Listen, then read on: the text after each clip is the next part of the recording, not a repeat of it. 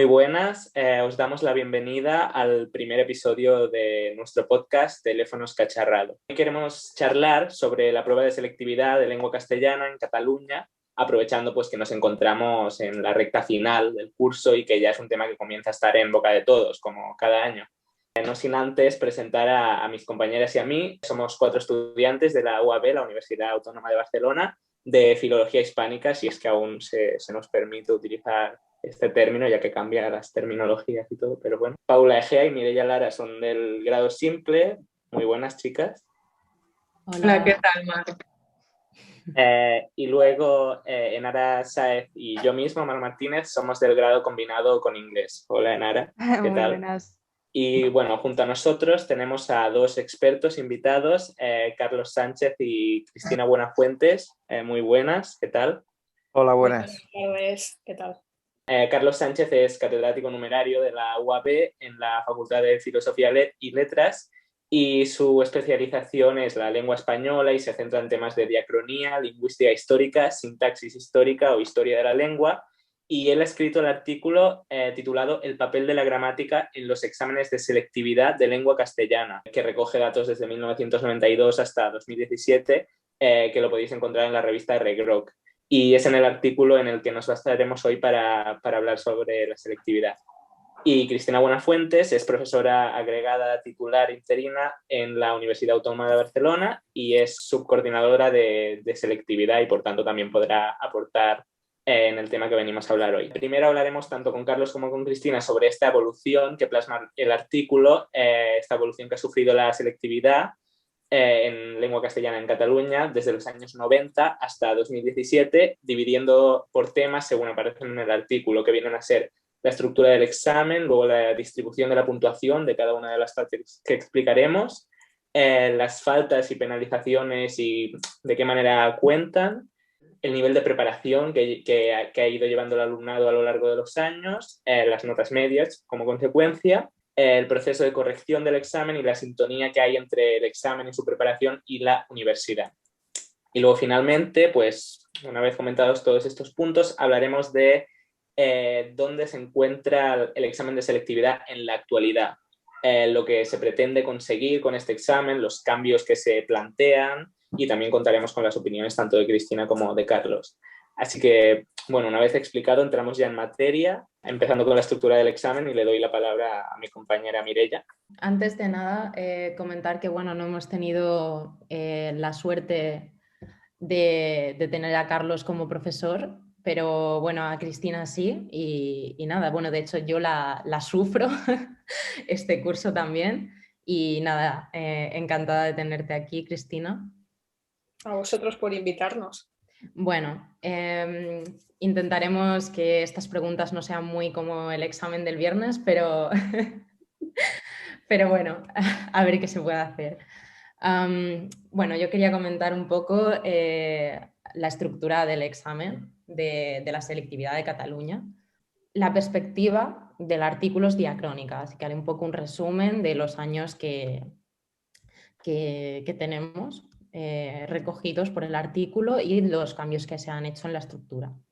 Empezamos con el año 92, es un texto breve que hay que comentar, de unas 8 y 10 líneas. El examen se divide en 4 apartados. Un primer apartado en el que hay un análisis sintáctico de una oración.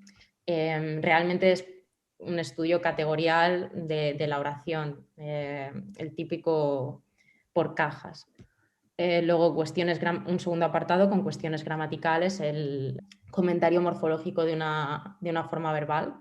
Luego un tercer apartado que sería como la comprensión del texto, significado de secuencias de palabras o de alguna expresión y demás.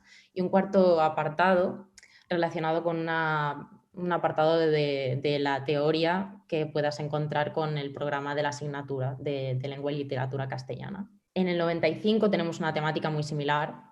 Las cuestiones gramaticales se desglosan en el texto y las preguntas siguen siendo de 4 apartados. La idea que destaca aquí es que principalmente no hay justificación. No se pide al menos que se haga una justificación al menos relativamente extensa. El primer apartado sigue siendo un análisis sintáctico, pero la oración a analizar es mucho más corta. Incluso a veces se ponían dos, y una más corta y la otra también cortita. El segundo apartado, con cuestiones gramaticales, lo que comentaba, sin una justificación. Algunos ejercicios eran sobre crear o realizar cambios gramaticales. Luego un tercer apartado de comprensión del texto, en el que se pedía a veces el significado de un elemento, de vocabulario, construcción de una palabra determinada, también se incorporaron conceptos de gramática, cosas relacionadas con variación lingüística o cambio de registro, este tipo de cosas. Y el cuarto apartado, como en el anterior, pues teoría. Y bueno, es lo mismo, que tenía que ser una respuesta redactada, no un esquema, pero tampoco excesivamente larga. Sí que es cierta que hacer una respuesta sistematizada, pero un poco sintetizada. En el 97, pasamos del COU a la LOCSE. Supuso principalmente pues, la desaparición de la prueba del comentario de texto como tal, que esto no es que desaparezca en sí el comentario de texto, sino que se fusionó con el apartado de lengua, así que pasa a ser algo más lingüístico, y se añade obligatoriamente, ya no es tan implícito a lo mejor, pues se explicita una prueba, un ejercicio que sea de literatura. Entonces, los estudiantes tenían que demostrar sus conocimientos no solo de lengua y de literatura, sino también del comentario de texto, ya algo más como en conjunto. Entonces hubo una renovación de temario, y esto supuso que el examen fuese más largo, 1 hora y media, que el examen, el texto inicial de la prueba se duplicase la extensión, y que la estructura del examen pasase de ser de 4 partes a 2. Una reflexión sobre el texto, con cuestiones gramaticales a partir del texto y análisis sintáctico, pero de una oración de exigencia realmente más baja. Y luego una segunda parte con la comprensión, contextualización y expresión. Realmente lo que se pedía es una redacción de unas 150 palabras sobre un tema. En el 98 también se retocó la prueba, entonces el texto pasa a ser mucho más largo, pudiendo ocupar casi la primera página entera, y el texto entonces es el que tiene un mayor peso en la estructura de la prueba, todavía más que en el anterior. Y realmente tampoco se hacen muchos cambios en el 98. Se toca un poco el orden de los apartados y se le quita peso a la gramática, cosa que no se hace casi nada nunca, lo de quitarle peso a la gramática, por cierto. A partir del 2000, el examen pasó de 2 a 3 partes. Comprensión del texto, que valdría unos 4 puntos, una expresión y comentario crítico, otros 2 puntos. Y una de las oraciones... En una de las opciones del texto, uno era literario y la otra era un registro distinto. Esta decisión, por lo que hemos visto, pues se ha mantenido hasta ahora. Y la tercera parte, que había como una reflexión lingüística del texto, otros 4 puntos. En 2004 se introdujeron las preguntas objetivas de respuesta múltiple. Y en 2005 la única novedad fue la ampliación del número de palabras de la redacción a 200 en lugar de 150. Últimos años, ya 2008, una reforma de la LOCSE, que realmente tendrá que ver con el cambio de gobierno, que es lo que pasa siempre. Entra un gobierno nuevo, se cambia la ley de educación y todo perfecto. Y realmente tampoco hubo un cambio importante, pero se tocó, porque es entrar en un gobierno y tocarse cosas. Y en 2015 la expresión escrita fue la que se tocó un poco, y la redacción de un tema relacionado con el temario del curso, con las lecturas obligatorias o la demostración de las competencias adquiridas. Luego también otro ejercicio que se pide la reescritura de un párrafo del texto con un cambio de punto de vista, con la redacción de un máximo de unas 40 palabras para mostrar la capacidad de síntesis del estudiante, y una reflexión lingüística que por primera vez se introduce el comentario sintáctico de pares de oraciones, un par mínimo y este tipo de ejercicios. Estos son los cambios que ha sufrido la estructura del examen. Si queréis añadir algo, Carlos, Cristina. No, lo has hecho muy bien, el resumen de la evolución, la verdad, que te has leído el artículo a la perfección. Las preguntas que hemos decidido haceros son básicamente que, bueno, a partir del 97 la literatura constó, bueno, se puso como asignatura obligatoria, bueno, como parte obligatoria del examen. ¿Creéis que en el examen de selectividad se le da poca repercusión a la literatura? ¿Eso sustituye dignamente el apartado de comprensión lectora?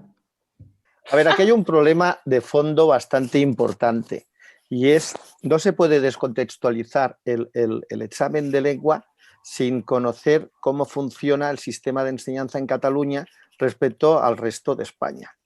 Es decir, en este momento, a partir de una cierta época, no recuerdo la fecha, resulta que lo que es la enseñanza de lengua y literatura en el bachillerato cae estrepitosamente a 2 horas semanales, si no me equivoco, cuando otras materias tienen 4.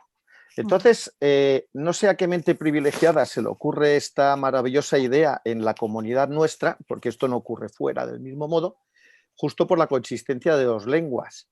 Y eso provoca que el profesor se encuentra con que tiene que enseñar lengua y literatura en 2 años, 2 horas semanales. Lo cual es una barbaridad, porque yo creo que ni se aprende literatura ni se aprende lengua como debería. Entonces, claro, además a eso se le añade que el comentario de texto, que era una prueba independiente, se fusiona con la de lengua, como tú muy bien has resumido.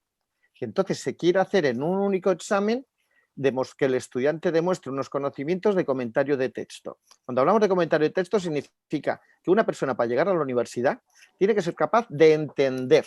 A ver, si me permitís, es lo que se pedía antiguamente de saber leer y escribir. Pues tiene que demostrar que sabe leer y que sabe escribir y que es capaz de entender un texto, porque es lo que se va a encontrar en la universidad, textos, para poder entender. Y además se le pide unos conocimientos de literatura que a duras penas ha podido explicar el profesor, sobre todo en primero de bachillerato, no en segundo, aunque en segundo también tiene toda esa retahíla de obras literarias. Entonces, mi opinión es que es una barbaridad.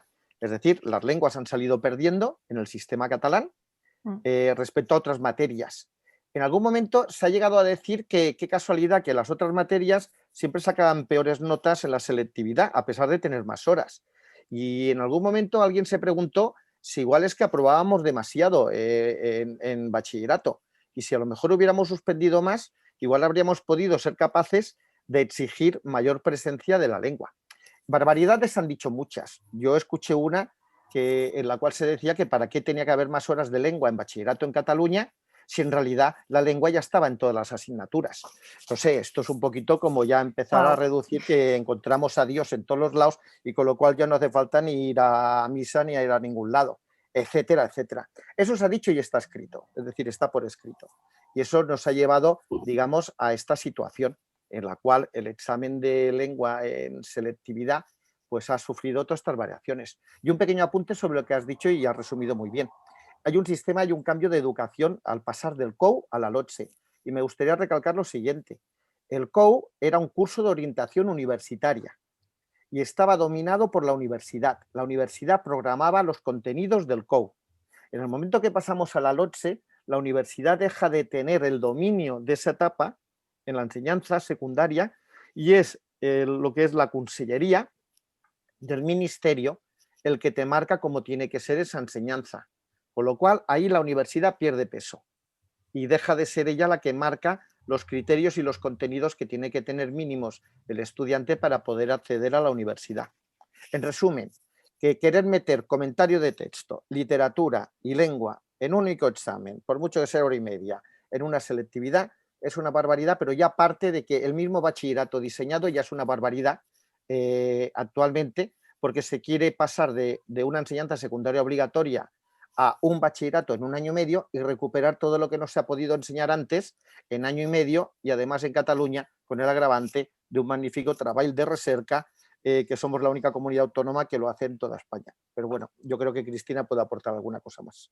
Bueno, yo no puedo estar más de acuerdo contigo, Carlos, en todo lo que has dicho.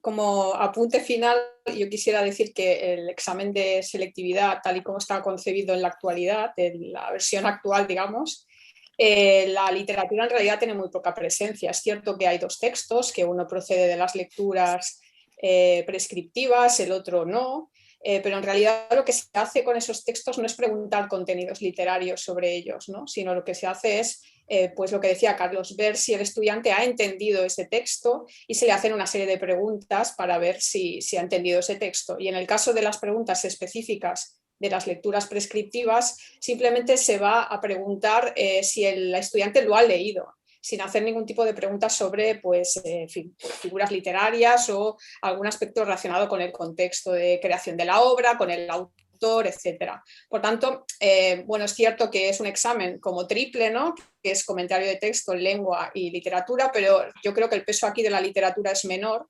Imagino porque hay una asignatura pues, que se puede cursar en el bachillerato, que es literatura española, y que también se puede hacer el examen de selectividad sobre esa materia, que es específica.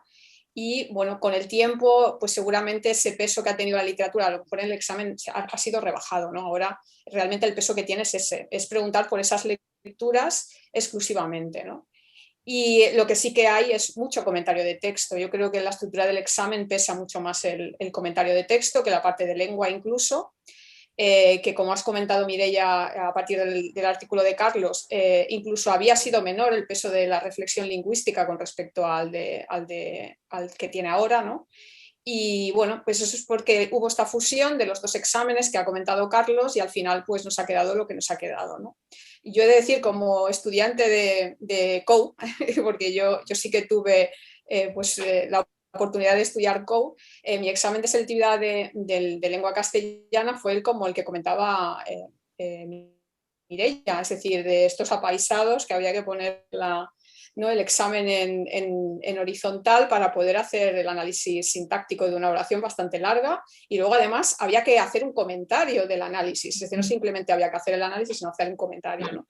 Pero luego a la vez tenía un examen de comentario de texto, es decir, que había un examen de comentario de texto y un examen de lengua española y de lengua catalana para la otra lengua. O sea que esto ha sido una fusión, ¿no? Que bueno, pues ha venido a raíz de lo que comentaba Carlos, que no sé si fue la mejor idea, pero es además la idea que va a seguir porque bueno, hace un par de años ya se estaba pensando en implementar un nuevo examen de selectividad, pero debido a la pandemia pues se ha quedado un poco ahí en la nevera.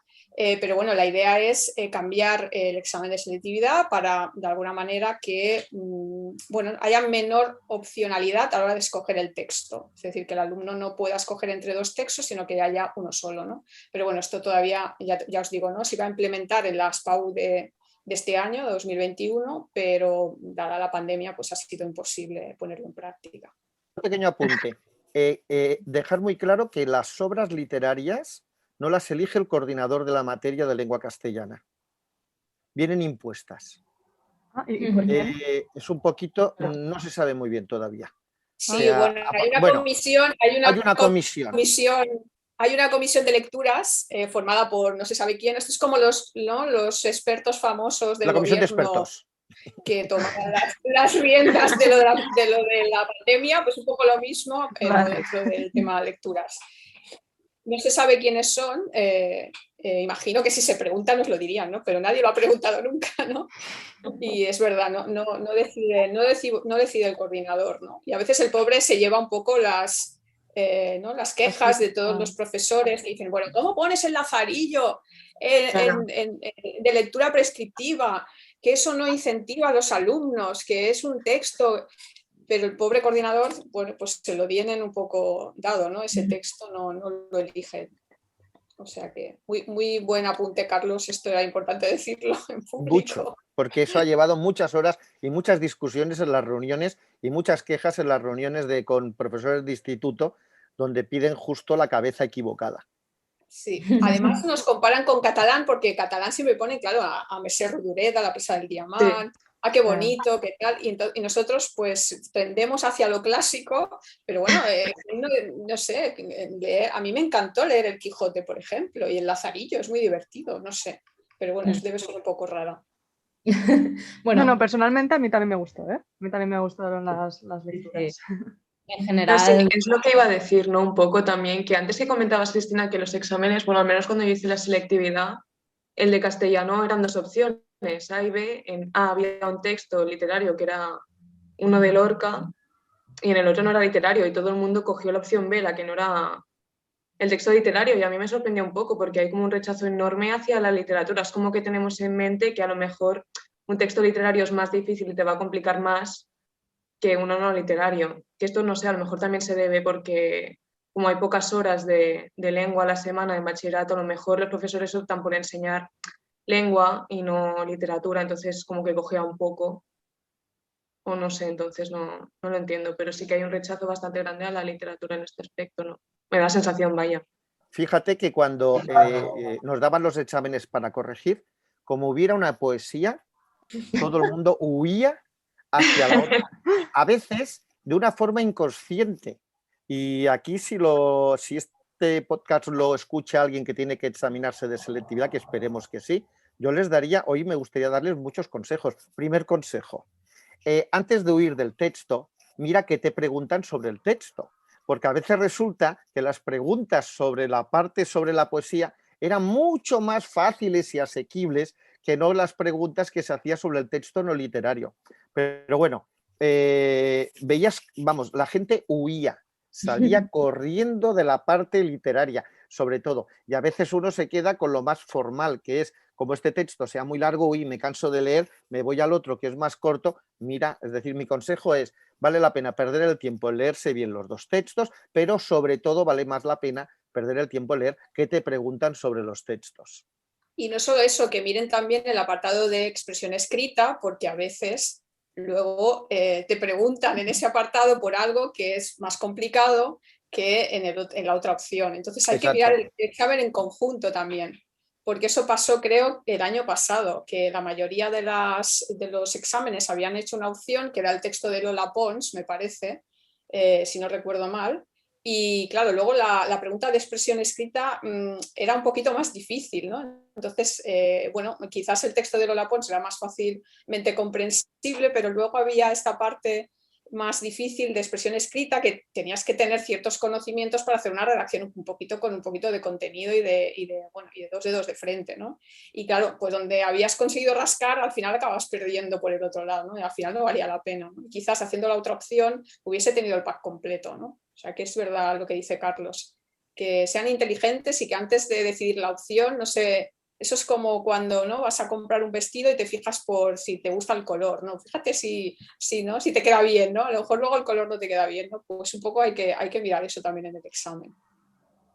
Sí, bueno, yo quería comentar que, bueno, con una perspectiva exterior, porque yo no hice la PAU aquí, para empezar eso, que mi examen se parece más al del 92, pero que es cierto que claro, yo tenía las 4 horas semanales, de 5 Claro. que hay, yo tenía las 4. Y nosotros teníamos un examen o sea, de un comentario de texto, luego la oración esa larga, palabras, y luego tenías que hacer una pregunta a desarrollar sobre literatura. Entonces, en un examen que te meten en 1 hora y media, que es cierto que es extensísimo, que es de lo que nos quejamos mucho en Castilla y León, que es un examen bastante extenso, y es que literalmente nos pasamos las horas de segundo de bachillerato no a dar contenido, sino a aprender a hacer exámenes de bachillerato, o sea, de la selectividad en ese tiempo. O sea, todos nuestros exámenes eran ya formato selectividad, cronometrados de manera que te diera tiempo justo a hacer cada parte. O sea, y acabamos aprendiéndonos resúmenes para poder hacer, porque a lo mejor te preguntaban tal tema, el 98 y Machado, o te preguntaban tal y tal, o sea, normalmente era un tema grande y luego un autor, y así, y tú suelta y desarrolla, más el comentario de texto, más tal.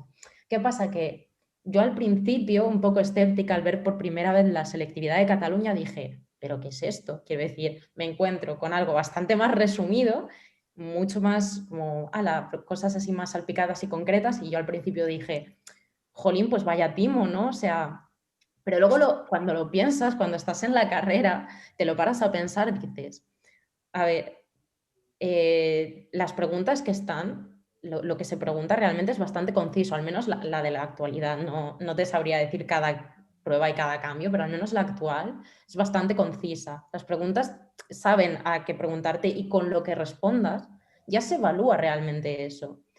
Y realmente no hace falta hacer esas oraciones que yo he llegado a hacer, no en el examen, pero sí en clase he llegado a hacer pegando hojas, o sea, poniendo hojas contiguas, pegándolas con celo para hacer oraciones en horizontal de 2 páginas. Entonces, creo que no es necesario hacer eso porque realmente es un ejercicio de clasificación, es casi puzzle y un poco... Pero realmente algo relacionado con pares mínimos, creo que aparte de ser mucho más corto y que te quita como peso de encima porque ya lo haces lo primero como quieras, pero lo terminas y ya está, es cortito, pero vas directo al problema y creo que no sé, que tiene muchas más ventajas de lo que pueda parecer. Creo que desde fuera puede ser fácilmente criticable, porque de hecho he leído críticas de ¡buah, la selectividad de Cataluña, qué fácil! Pero realmente, si te paras a pensar, tal vez pues eso, podríamos criticar que el peso de la literatura es menos, pero lo que hemos comentado, que si tenéis menos horas, pues es que es lógico. Pero bueno, es cierto que realmente las preguntas son justo lo que se necesita. Yo creo que no es necesario hacer un examen larguísimo con demasiada teoría, con demasiado... cuando se puede preguntar justo lo que se necesita. No sé si estáis de acuerdo conmigo, a lo mejor no, y es mi opinión, pero... No, yo creo que de hecho los pequeños cambios que se han ido introduciendo estos últimos años un poco han ido precisamente en eso que tú comentabas, en la concreción, ¿no? En que el examen fuese cada vez más concreto para ayudar al profesorado a que si tienen 2 horas para impartir la asignatura, pues pudieran ir al grano un poco en los contenidos que, bueno, pues a juicio del coordinador en este caso, pues iban a ser susceptibles de aparecer en la prueba, ¿no? Y, por ejemplo, ¿no? Uno de los cambios que se ha introducido ha sido el hecho de que en la parte de expresión escrita no se pregunte contenidos sobre la tipología textual, por ejemplo, ¿no? Se pide al alumno que haga un texto argumentativo, no que me explique las características de un texto periodístico o de un texto, de una columna en un periódico, ¿no? Sino, bueno, pues se le pide al alumno que escriba sobre un tema concreto, un texto descriptivo, expositivo o argumentativo, ¿no? Yo creo que los profesores pasaban muchísimo tiempo explicando esos tipos de texto y, bueno, quizás pues eso haya sido una de las, ¿no?, concreciones del examen, ¿no? O, bueno, el tema del glosario, ¿no?, que no sé si va a salir, pero bueno, yo lo hago aquí, el glosario de términos gramaticales. Bueno, pues el profesorado ya tiene una lista de términos que tiene que trabajar en clase porque son susceptibles de aparecer en el examen o a través de pares mínimos o a través de análisis inverso, lo que sea, ¿no? Pero antes no existía esa lista, ¿no? El profesorado al principio se quejó un poquito, con razón, porque parecía que era como darles más trabajo, ¿no?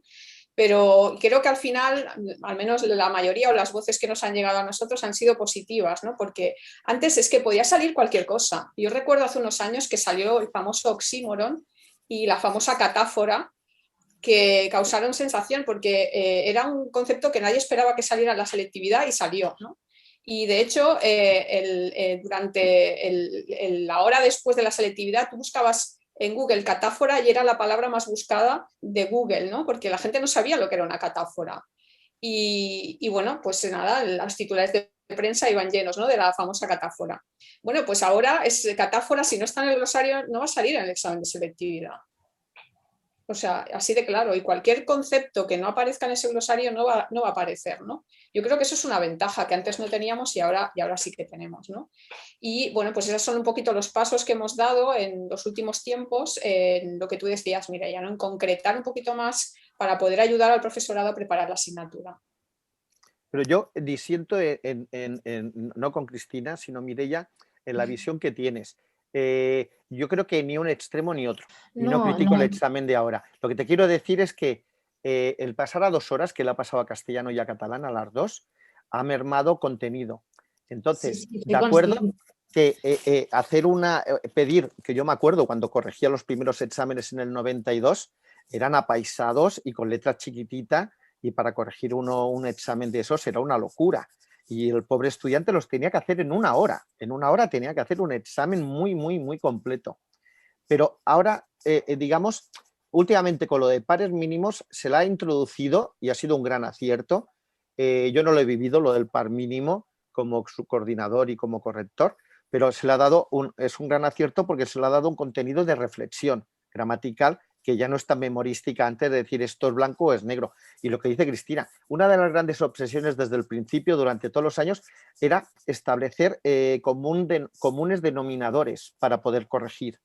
¿Por qué? Porque resultaba que al principio, yo recuerdo en los años 90, como te hubiera tocado un profesor que hubiera sido seguidor de la escuela de Alarcos y te hubiera metido la terminología gramatical de Alarcos, y luego te encontrarás otro profesor que corregía, que no entendía o no la conocía, el que salía perjudicado siempre era el estudiante.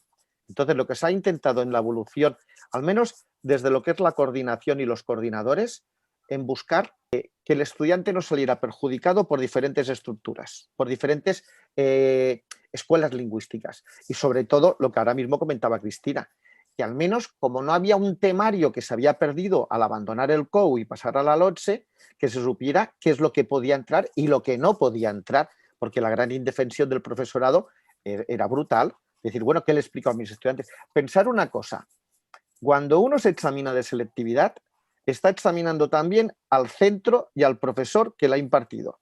Porque luego, cuando ahora mismo se hacen las puertas abiertas para elegir instituto, etcétera, todos los institutos siempre marcan su índice de éxito en selectividad. ¿Es verdad o no? Sí, ¿Por sí, qué? totalmente Pues cierto. porque, claro, los colegios lo mismo. No encontraréis un colegio privado que no, lo primero que quiera demostrar es que sus estudiantes todos aprueban selectividad. Y sobre todo, claro, los padres, claro, si sus hijos quieren ir y ser médicos, saben que necesitan una nota. Y la presión es brutal, Ujú. claro. Bueno, yo lo que quería comentar es que, claro, cuando he hecho ese apunte, es que, claro, cuando he comentado lo del examen, yo comento que está bien, pero, claro, está bien con respecto a las horas que tiene Sí, sí. que impartirse. A eso me refiero, porque realmente, si me preguntáis por mi opinión personal, y yo soy estudiante todavía, así que no me pueden tildar como de, bueno, una profesora que... No, no, soy estudiante y yo considero que se debería dar más clase de lengua y literatura, más horas. Yo vengo de haber dado 4 horas semanales y me parece bien.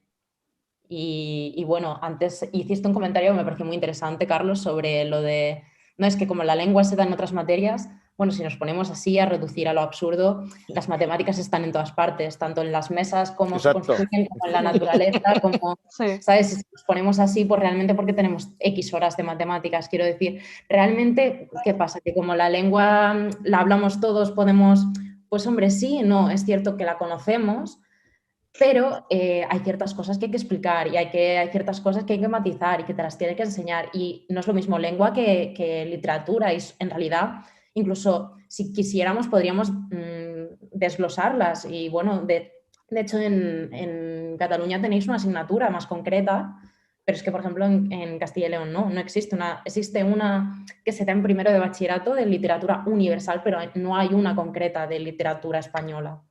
Así que realmente creo que hay que saber jugar con lo que se tiene, pero también hay que tener en cuenta que se menosprecia bastante en todas partes y concretamente mucho en Cataluña las lenguas, por el hecho de quitarle tantas horas a lengua. Me parece un poco, bueno, pero esto es opinión personal, así que he querido ceñirme al principio un poco más en la parte de con lo que hay, ¿qué hacemos? También se ha comentado a lo largo de esta charla un poco, pero matizar el hecho de que muchas veces, con respecto al caso de la literatura española es una asignatura optativa y luego en la asignatura obligatoria de lengua y literatura castellana tienes unos contenidos de literatura, pero estos contenidos de literatura no se pueden profundizar, entonces estás haciendo muchas cosas, las estás haciendo todas a medias. ¿Hasta qué punto no es quizá más más útil para el estudiante tener la asignatura de literatura como optativa y en la asignatura de lengua centrarse en la lengua y hacerlo bien dentro de que siguen siendo 2 horas pero teniendo un poco más de tiempo al final. También es un poco hacerlo todo y no hacer nada. Quizá esto es muy exagerado y decirlo un poco catastrófico, pero también yo creo que está ese punto. Yo lo que veo es que mirar cómo... Lo que tienes que hacer es una evaluación de en qué se ha convertido el bachillerato. Eso El iba a bachillerato comentar. se ha convertido en una enciclopedia. No, sí. Ha dejado de ser... O sea, es decir, si tú quieres construir una casa, tienes que tener unos buenos cimientos. Y esto era una cosa que se tenía claro durante siglos. Y en un momento dado han decidido que el bachillerato sea un pupurri de diferentes cosas que uno puede hacer y donde se han introducido materias que nunca antes habían estado en el bachillerato y que uno se las encontraba luego, cuando ya tenía las bases fundamentales para poder encararlas. Entonces, mirad qué asignaturas hay. Entonces, hay tal variedad de asignaturas y algunas con contenidos que uno dice, bueno, no deberían. Y en cambio, hemos abandonado lo que te da una formación básica que te permite el acceso luego a todo lo otro. Hay algunos que lo han sabido hacer muy bien. A los de matemáticas no hay quien los toque, porque se aseguran enseguida de que el nivel siga manteniéndose, ¿entenderme? Nadie se atreve a tocar horas a matemáticas e incluso, dadas las notas que salen, aún harían falta más horas. Y en cambio, en las humanidades, y es general a las humanidades, le han dado palos por todos lados. Le han dado palos a la literatura prácticamente ha desaparecido. Es vergonzoso. Y la literatura, y luego nos quejamos de que la gente no lee, por favor. Si es que claro, si te quitas la literatura, ¿cómo van a leer? La lengua la estableces en lo mínimo.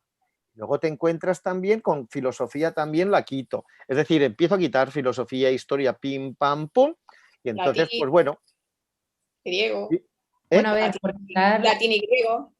Por quitar latín nos lo han quitado hasta de la carrera prácticamente, pero bueno, esto da un poco para casi otro podcast, que sería un poco hasta qué punto hemos pasado de intentar aprender y que se aprenda de esa cultura de culturizar a la población, a pasar a un simple notas, títulos, titulitis, que realmente son papel mojado, porque realmente lo que acaba saliendo a lo mejor pues no tiene como esos conocimientos que debería tener por tener ese grado. Entonces, realmente, o tener esa educación. Repito, esto da para otro podcast, pero me gustaría dejar la reflexión de, ¿ahora el bachillerato tiene importancia? Quiero decir, antes, al menos por lo que he leído en textos antiguos y demás, cuando se hablaba de una persona que era un bachiller, ya se le tenía respeto. Quiero decir, un bachiller ya era una persona con conocimiento, con ciertas bases asentadas. Ahora una persona de bachillerato tampoco, quiero decir, no digo que se le menosprecie, pero realmente es algo preparatorio para la universidad. De hecho, entras el primer día a clase y no se habla de conocimiento, es selectividad, selectividad, selectividad, tal, esto para la selectividad. Quiero decir, ¿hasta qué punto ya esto es necesario por sí mismo o es algo preparatorio? Entonces, claro, todo acaban siendo medias, que me dé la media, que cojo esta asignatura o no la cojo porque realmente me va a dar más nota o menos nota con respecto a la PAU. En fin, esto ha acabado siendo... Pero bueno, como comentaba, es parte de un podcast, o sea, sería un podcast aparte, quiero decir. Y bueno, os hago la última pregunta, que nos hemos ido por las ramas. ¿Creéis que las preguntas simples sustituyen satisfactoriamente al análisis completo? ¿Y cómo habríais gestionado vosotros las quejas de los profesores en caso de haberlas tenido que padecer? Por lo que habéis comentado un poco, en realidad esto ya se resumen, pero para que quede como la conclusión. Bueno, voy a hablar específicamente del apartado de reflexión lingüística, que es el que ha experimentado más cambios que el resto. Y también es el que ha motivado pues, más quejas por parte del profesorado. A ver, el profesorado está muy condicionado por lo que decía Carlos de las 2 horas, y siempre las reuniones que tenemos con el profesorado bueno, pues la queja normal es esa, ¿no? Es que solo tenemos 2 horas, ¿no? Entonces, cualquier cambio, por mínimo que sea, para ellos es como que les cae el cielo encima. Es decir, es no me cambies cosas, por favor, porque es que no tengo tiempo para trabajarlas, ¿no? Entonces, las quejas o sea, son totalmente razonables, porque es verdad, o sea, ellos son los que tienen que lidiar con las 2 horas y con el temario que tiene, ¿no? El currículum de bachillerato, ¿no? Pero también es verdad que por eso intentamos introducir esos cambios de forma un poco progresiva, ¿no? Porque hacer cambios muy drásticos de un año para otro, pues entonces sí que, bueno, con razón se nos echarían todos encima. Respecto al tema de los pares mínimos, aunque no se les llamaba pares mínimos, la anterior coordinación, antes de que estuviera el actual coordinador, ya había introducido secuencias de pares mínimos. Lo que pasa es que no las había llamado pares mínimos. Ella ya había introducido contrastes entre oraciones, una gramatical, la otra no, y que el alumno tenía un poco que explicar qué pasaba ahí. Lo que pasa es que, claro, cuando le pones un nombre a la cosa parece que es nueva, pero no es nuevo. Lo que pasa es que, bueno, pues se le ha puesto el nombre que tenía, ¿no? Entonces eso chocó mucho. Y lo del glosario también fue un aspecto que obtuvo muchas quejas porque se pensaba que era más trabajo. Cuando en realidad lo que era concretar las cosas, ¿no? Las cosas que ya existían y hacerlas más concretas. El problema que hay ahora o que tienen muchos profesores es que falta actualización gramatical, ¿no? Ese es un problema importante. Muchos se están poniendo al día con la nueva gramática, con el glosario, que son 2 herramientas ahora mismo fundamentales para llevar a cabo esa actualización gramatical, pero hay otros que les cuesta dar ese paso, ¿no? Entonces, desde aquí, ya que nos dais esta posibilidad, ¿no? de hacernos oír un poco, pues queremos animar a todos esos profesores a que den ese paso, a que se animen bueno, pues a introducir cambios en la forma de enseñar gramática en sus clases. Y que, bueno, que seguramente eso va a resultar positivo para sus estudiantes, van a entender mucho mejor por qué las cosas son como son, por qué hablamos de una manera concreta y no de otra, y podrán explicar por qué es así, que eso es lo importante, puedan pues, hacer realmente una reflexión, ¿no? sobre los usos lingüísticos. Y el problema es que muchas veces no tienen tiempo para hacerlo, ¿no? Entonces, bueno, pues gracias por darme esta oportunidad de animar a este profesorado a que se anime, ¿no? Un poco a dar ese paso, ¿no? Y bueno, a utilizar pares mínimos para explicar nociones gramaticales. Y respecto a lo primero, ya no me enrollo más, que decías sobre lo corto o lo largo que puede ser, ¿no?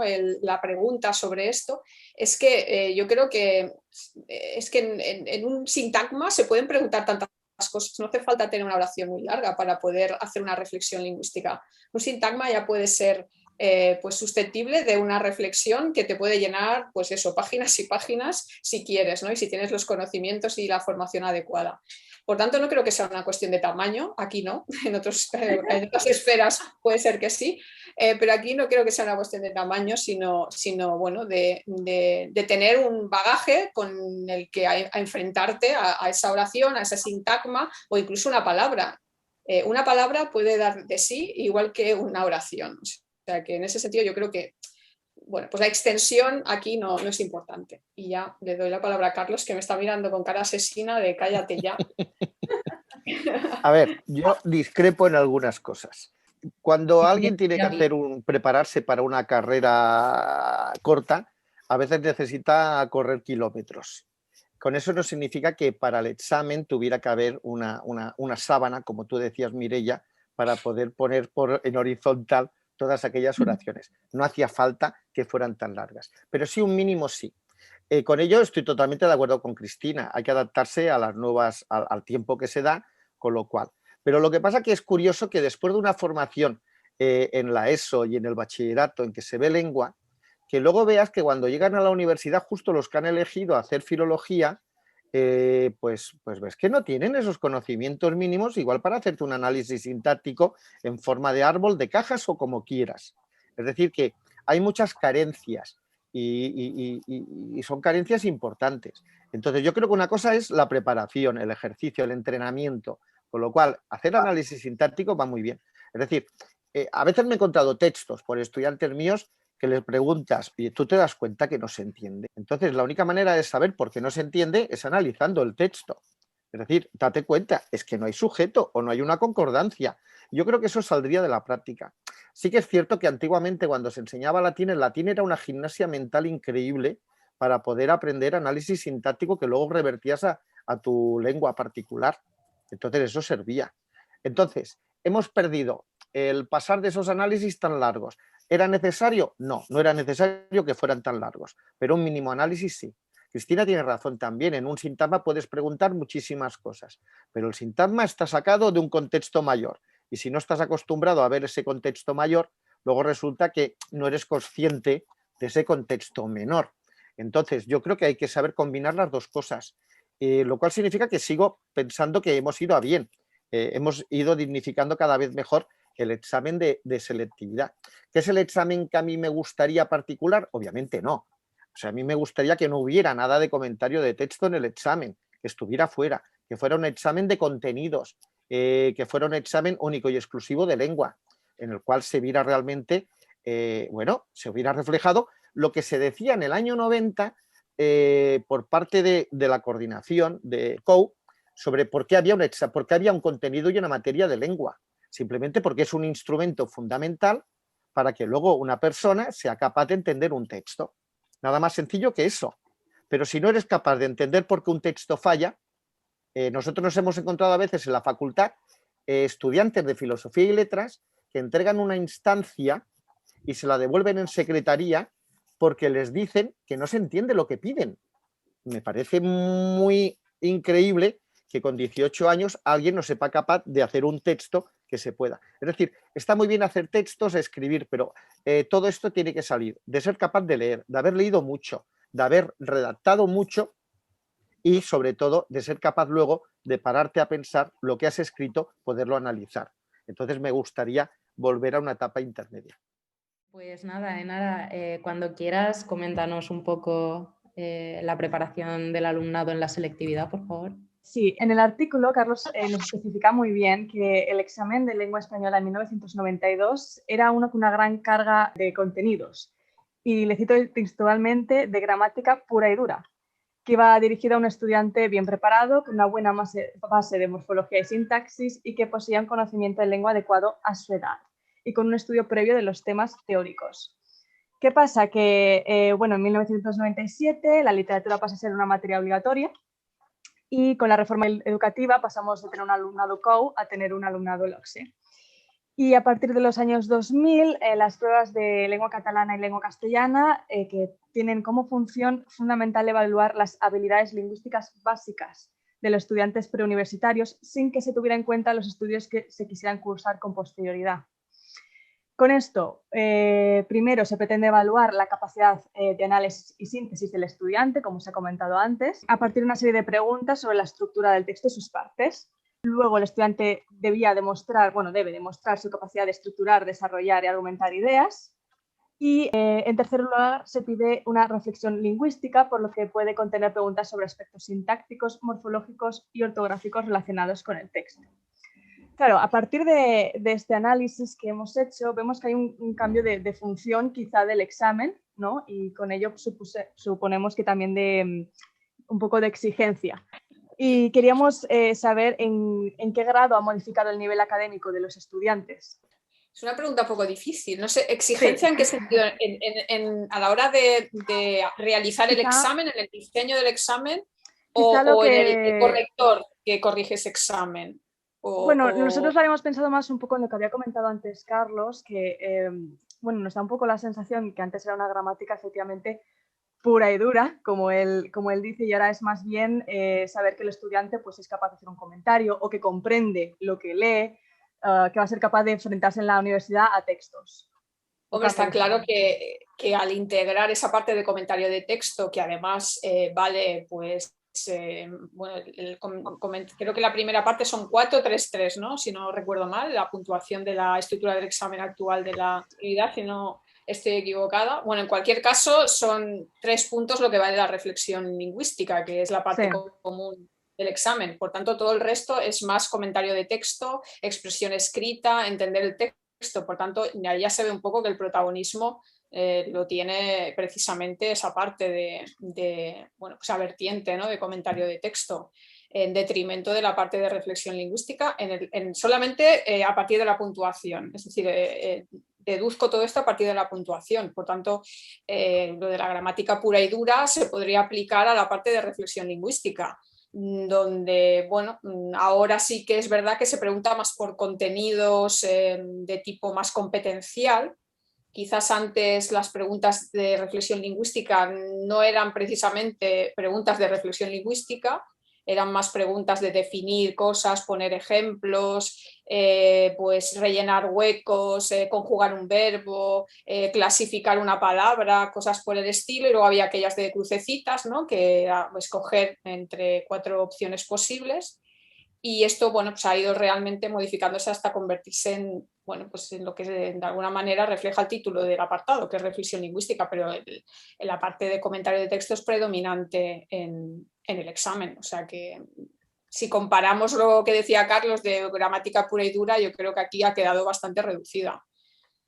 Pero esto nos viene también impuesto por, bueno, pues por los criterios de la Generalitat, ¿no? A la hora de establecer la estructura del examen. La estructura del examen no la pone el coordinador, se la de alguna manera imponen, por decirlo de algún modo, desde la oficina, ¿no? De las PAU, ¿no? O sea que luego él pone las preguntas que considera, pero la estructura nos viene determinada.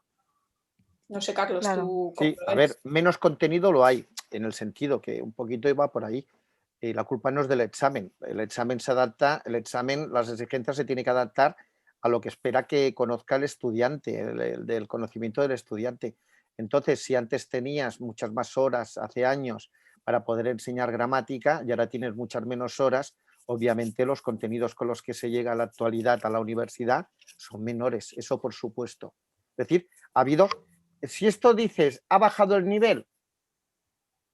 Y soy sincero, respuesta, sí, por supuesto. ¿Eso es bueno? Respuesta, no.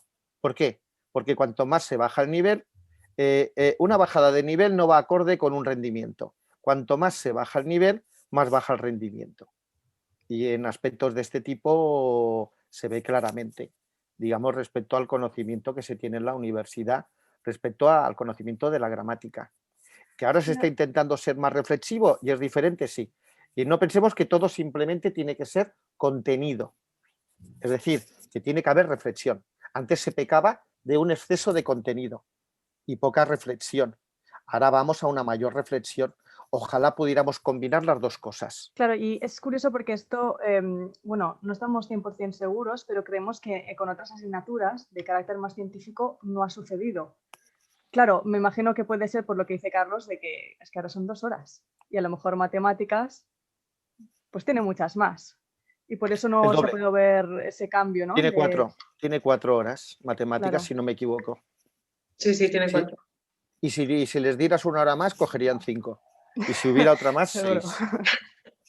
Segurísimo. Vale, perfecto. Pues a continuación va a hablar Paula sobre la corrección, ¿cierto?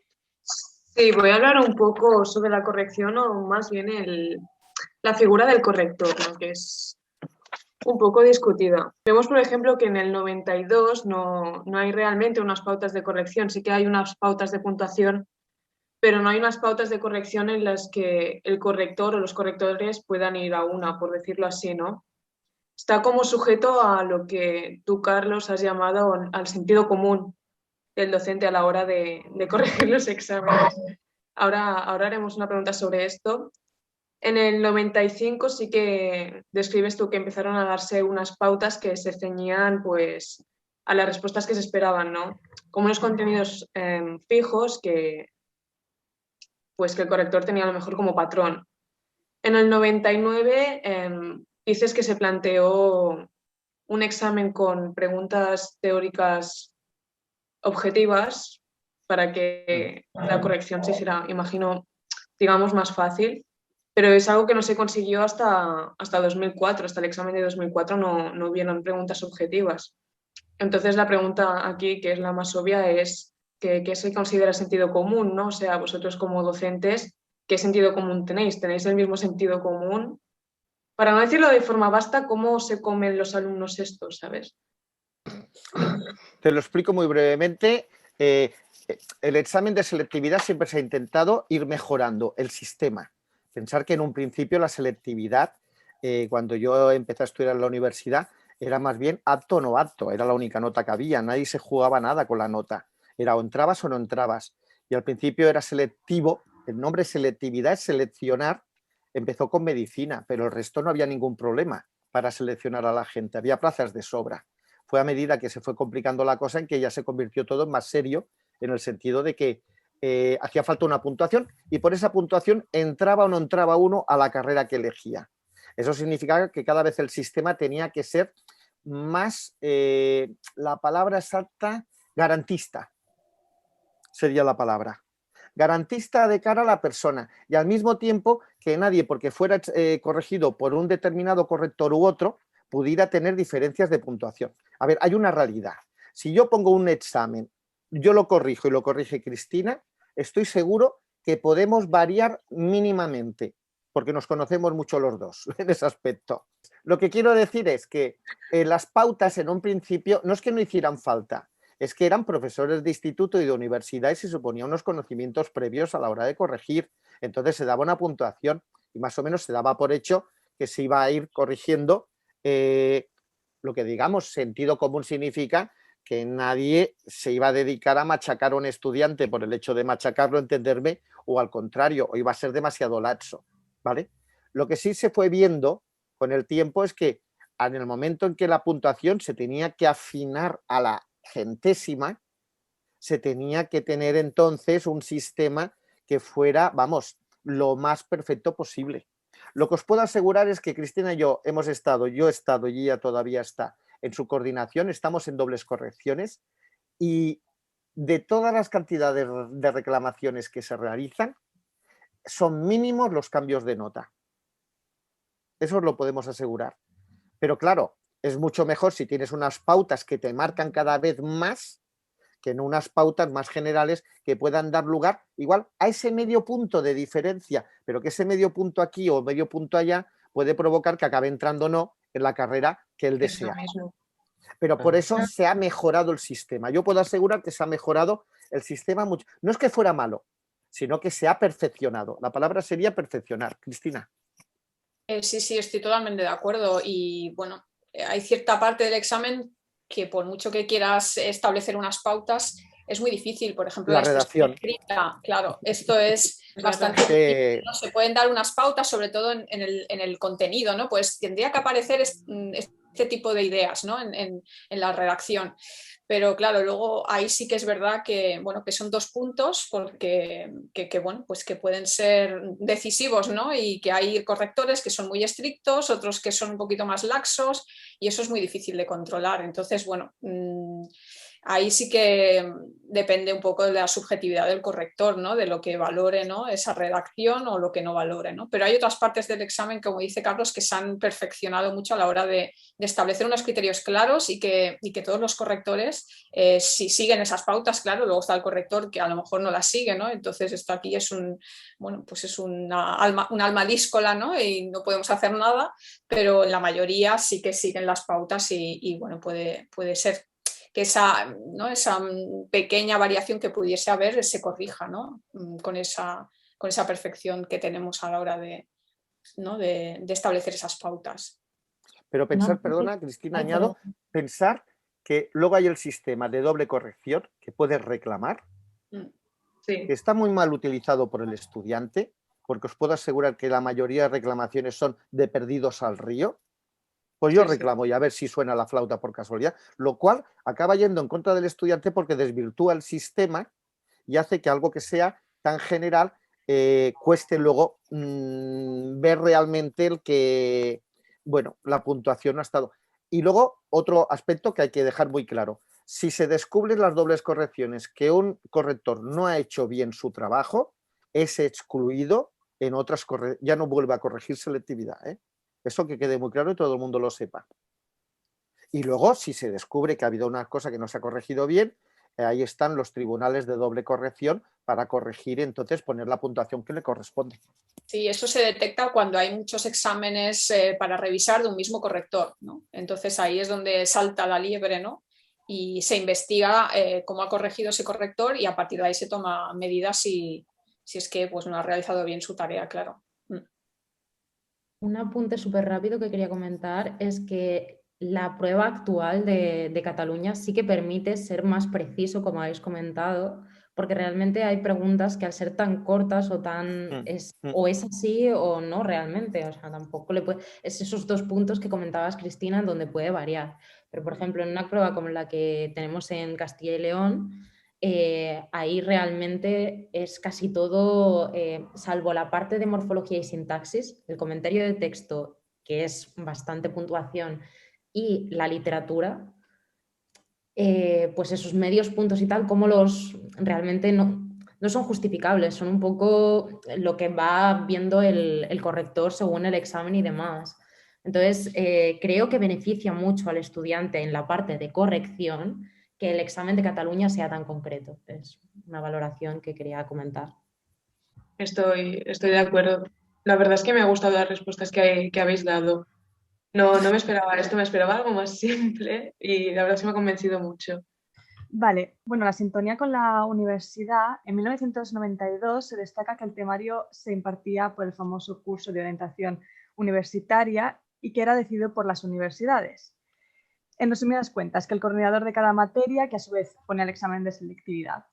Con esto se conseguía poder preparar los temarios de las asignaturas universitarias como una continuación natural de las del COU, para así poder evitar saltos o repeticiones de los contenidos. Claro, nosotros cuando leímos esto nos pareció increíble, o sea, increíble.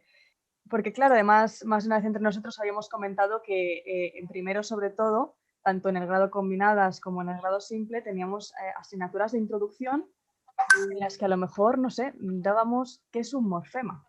Entonces, claro, queríamos preguntar vuestra opinión, si vosotros quizá pues sí que creéis que es mejor un sistema parecido al de la SCOU, en el que te preparan para luego continuar en la universidad, o como está ahora, en la que tú en la universidad te introduces y empiezas desde cero.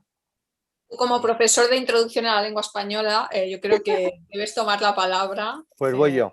A ver, yo creo que, a ver, aquí hay un problema de contraposición de poderes, entre comillas lo de poderes. Antes era la universidad la que mandaba, ahora es la secundaria, y no los profesores, sino secundaria en el sentido de consellería, etcétera, la que manda. Yo creo que eso no es bueno. Yo creo que tiene que haber una entente entre universidad y consellería y secundaria. ¿Por qué? Fijaros lo absurdo del sistema. El que pone las pruebas de selectividad es un profesor de universidad, pero ese profesor de universidad no tiene ninguna potestad sobre los contenidos de secundaria. Claro, eso es un absurdo. Entonces, yo no digo que tenga que ser la universidad la que marque, pero que tiene que ser algo que se pueda hacer a la limón entre los dos, es decir, en cooperación entre secundaria y universidad. Porque entonces, pues vale, lo primero que tienes que hacer cuando tienes que poner una prueba de este tipo es decir, bueno, ¿y qué les enseñan en secundaria? Porque yo puedo pensar lo que deberían saber para entrar a la universidad, pero por favor, y eso ha pasado alguna vez que algún coordinador o coordinadora de alguna materia de cuyo nombre no quiero acordarme, pues hacía barbaridades poniendo exámenes que eran irrealizables porque no tenían ni idea de lo que se estaba enseñando en secundaria. Entonces tenemos que ir de la mano, secundaria y universidad, y escucharnos mutuamente. Lo que decíamos, universidad, ten en cuenta que se enseña X horas. Secundaria, ten en cuenta que tienen que llegar con unos niveles. Entonces vamos a ver de qué manera. Y ninguno de los dos hay que recriminarle el trabajo que hace, todo lo contrario. Pero yo creo que sacaremos más yendo los dos al unísono que no de esta manera. Yo considero que no es una buena idea. En algún momento se ha comentado aquella reválida que querían hacer para entrar a la universidad, de que todo pasara a ser una prueba hecha en secundaria. Bueno, yo creo que la universidad tiene que decir bastante, pero no todo, porque de hecho esas personas que han acabado el bachillerato es una enseñanza bastante finalista, aunque no se quiera decir. Lo que habéis dicho antes vosotras, uno estudia bachillerato con la idea de que va a ir a la universidad, básicamente, o va a hacer luego un ciclo formativo especial, etcétera. Y yo creo que tiene que ir por ahí el asunto. Es decir, selectividad tiene que estar algo a medias entre universidad y secundaria. Yo, como complemento a lo que ha dicho Carlos, quiero comentar también que el equipo de coordinación actual de la materia de lengua castellana y literatura no solo está compuesto por profesorado de universidad, sino que también hay profesores de instituto, precisamente por eso que comentaba Carlos, porque tiene que haber una sinergia, ¿no?, entre la universidad y la secundaria, y tenemos que ir de la mano.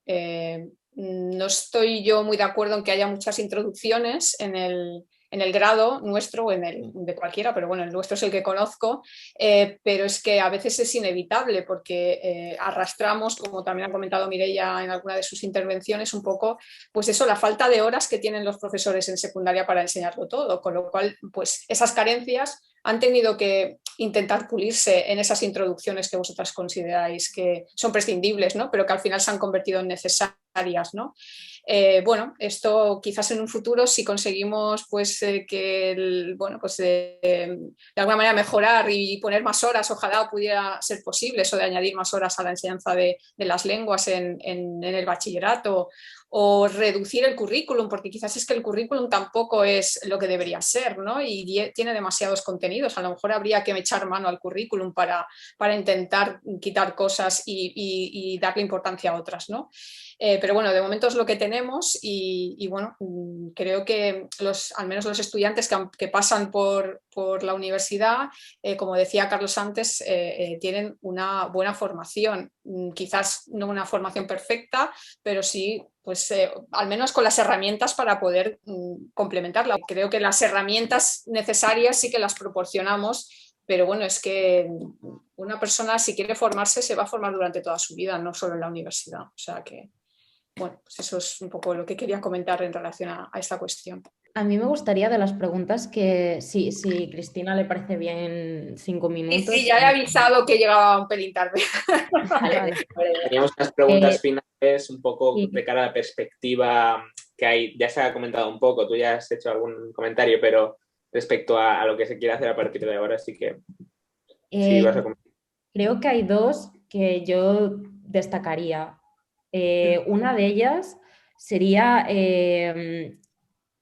sobre todo para Cristina, ya que ella está metida dentro de la SELE ahora mismo, ¿qué se querría hacer a partir de ahora con la SELE? Es decir, hemos visto la diacronía del examen, a partir de ahora más o menos, ¿qué se querría hacer? Esta sería como la primera pregunta que a mí me gustaría comentar. ¿En el diseño de la prueba? Sí. Sí se puede. Bueno, Claro, sí se puede decir. Es que esto ya os digo que no depende de la coordinación, o sea, no se llegan como una especie de estructura general que además compartimos con catalán, porque eso no lo hemos comentado, pero la estructura del examen de lengua y literatura española es compartida con la de catalán. Y por tanto, bueno, pues es la estructura, estoy hablando, ¿eh? Luego lo que hay dentro de cada apartado, pues claramente diferente, excepto, bueno, los dos textos, la expresión escrita, pero el apartado de reflexión lingüística de catalán no tiene nada que ver con el de español. Y bueno, pues por lo que yo sé o por lo poco que sé es que la intención es que realmente la parte de reflexión lingüística siga siendo pues un apartado para reflexionar sobre contenidos gramaticales, ¿no? Y sobre todo darle más importancia a la parte de la oración compuesta, porque, bueno, pues los profesores se quejaban mucho de que dedicaban muchísimo tiempo a explicar la oración compuesta y que luego su, bueno, pues reflejo en el examen era bastante pobre, ¿no? De alguna manera no veían recompensado todo el esfuerzo realizado en horas en la pregunta del examen, que a lo mejor era una pregunta tipo test donde tenías que poner una crucecita, ¿no? Entonces, bueno, la idea es un poco darle más protagonismo a esa parte de la sintaxis, ¿no? Pero bueno, ya os digo que estos son, pues eso, propuestas, ideas y sobre todo en ir implementando toda la actualización gramatical que se hizo en la nueva gramática, que es del año 2009, no lo olvidemos, o sea, es algo impensable en las ciencias que una obra como la nueva gramática en una disciplina como, yo qué sé, la física, si hay un descubrimiento, no simplemente en un libro de texto, pues bueno, la nueva gramática es del 2009 y todavía hay libros de texto que no incorporan cuestiones que ahí aparecen y bueno, ir implementando también las cuestiones que aparecen en esa obra en las preguntas que aparezcan en esa parte de la prueba de selectividad. Yo, si me permitís, hay dos temas aquí fundamentales que ha hecho Cristina, que ha sacado. Uno, la relación castellano-catalán en la selectividad.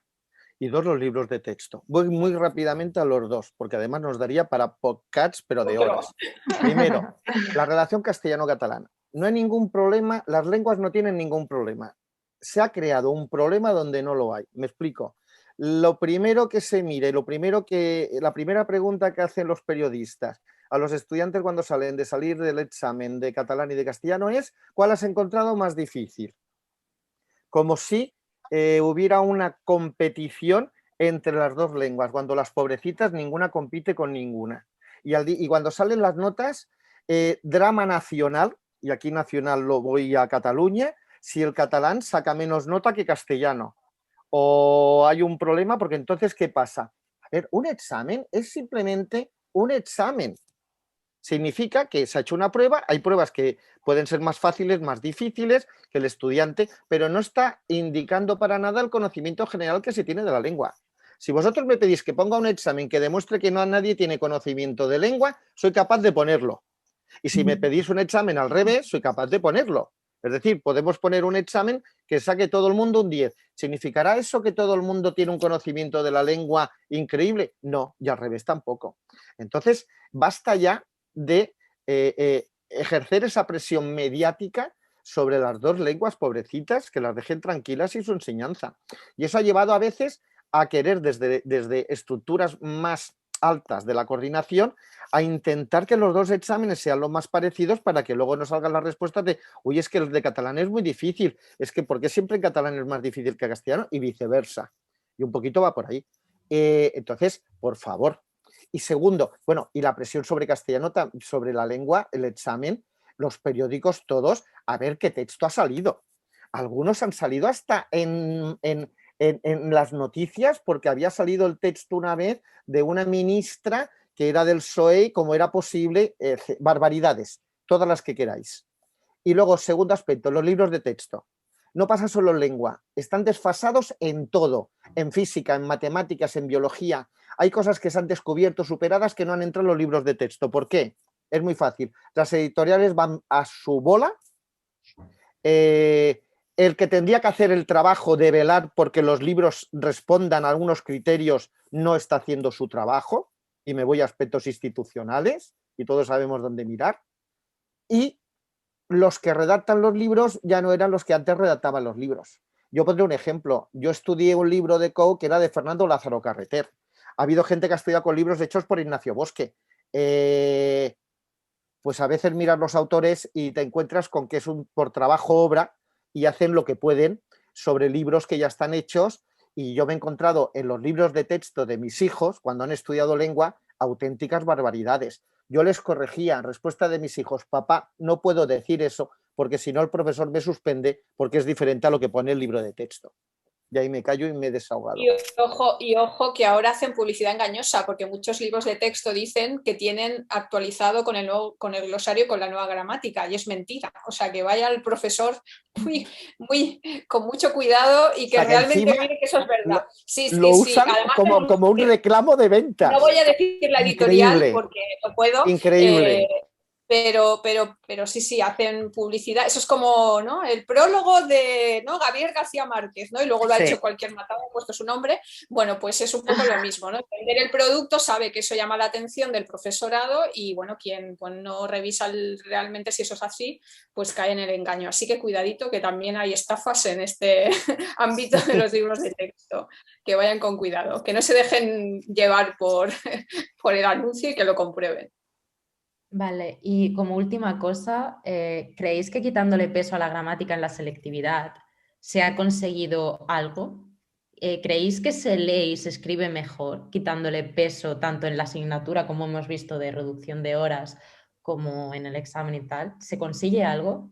Hombre, quitándole peso, mira, quitándole peso a la gramática, quitándole peso a la literatura, es que todo es un pack, quitándole peso a la filosofía, quitándole peso a todas las humanidades, se ha conseguido mucho, pero muchísimo.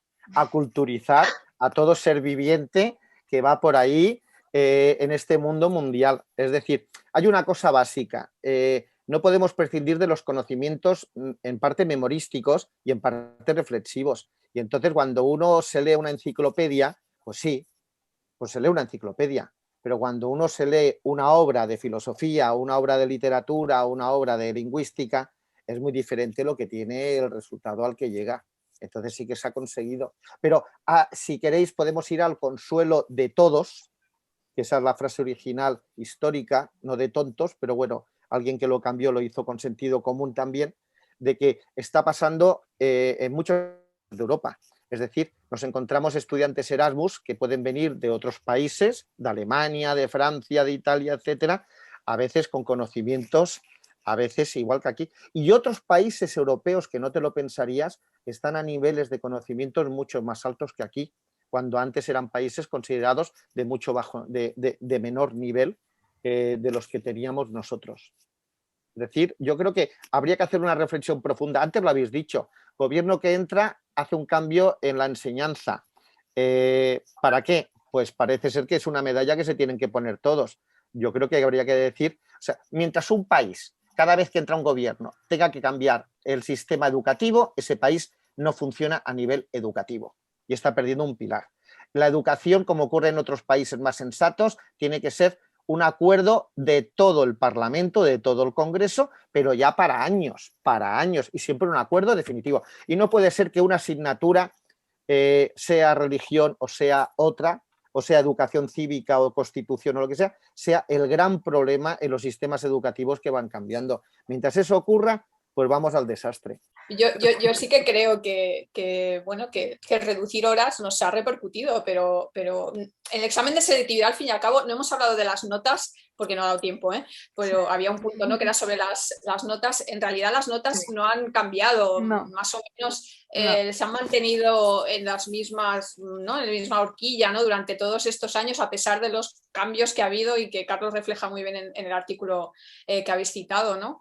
Pero bueno, yo creo que la nota no refleja realmente lo que hay detrás, ¿no? O sea, el examen de castellano y el de catalán son fácilmente aprobables, todo lo sabe, igual que el examen de selectividad en general, la gente lo aprueba en un 90 y pico %, o sea, luego que entres en la carrera que quieres hacer o no, eso ya es otra cosa, pero aprobarlo lo aprueba todo el mundo prácticamente, ¿no? Pero esto esconde una realidad, y la realidad es que la mayoría de alumnos que sacan el bachillerato tienen deficiencias de expresión, o sea, y eso lo detectamos en los profesores de lengua y se quejan los profesores de todas las materias. Es que no sabe escribir, es que no se sabe expresar, es que no sabe... Y eso es algo que al final acaba, ¿no?, trasladándose a la universidad, no sé si siguen estudiando. Por tanto, es que es un hándicap que tenemos y que si no ponen remedio las instituciones, pues poco podemos hacer el profesorado, ¿no?, con las herramientas que nos dan, que son, como veis, muy limitadas, ¿no? Entonces ahí es lo que dice Carlos, habría que hacer un esfuerzo desde las instituciones para fomentar ese apartado de la educación que siempre, bueno, pues ha quedado un poco ahí y bueno, pues al final nos quitan horas en lugar de darnos más para poder mejorar en ese sentido, ¿no? Así que bueno, mientras sigamos así, pues tendremos que, ¿no?, seguir luchando contra la tempestad, ¿no?, con pues lo que tengamos encima e intentar que eso mejore, ¿no? Pero es difícil con lo que tenemos encima.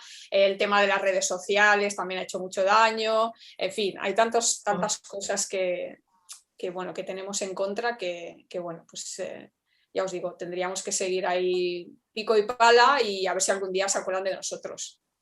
Pero un pequeño apunte. A pesar de ello, siempre me tienes que hacer la los estudiantes sobreviven. Quiero decir que uno no queda, es decir, sigue habiendo estudiantes muy buenos en la universidad. O sea, gracias a Dios. Han sobrevivido al sistema educativo. ¿Me entendéis? O han logrado tener muy buenos profesores que, a pesar del sistema educativo, les ha sabido sacar lo mejor de ellos. Bien, se nos han quedado algunos temas en el tintero, como hemos visto. En el caso de que en un futuro hagamos otro podcast, quizá el año que viene, quién sabe, relacionado con la selectividad, pues esperamos poder comentarlos y, bueno, las actualizaciones que hay en el momento también. Muchas gracias a los dos. Gracias, Cristina. Gracias, Carlos, por haber aceptado nuestra invitación y haber venido aquí a hablar sobre la selectividad de lengua castellana en Cataluña con nosotros. Pues nada, gracias a vosotros. Y animo con esta iniciativa que, bueno, seguro que va a traer cola. Esperemos. Muy interesante. Un abrazo. Hasta luego. Muchas gracias. Que vaya muy bien. Chao. Hasta luego. Igualmente. Adeu.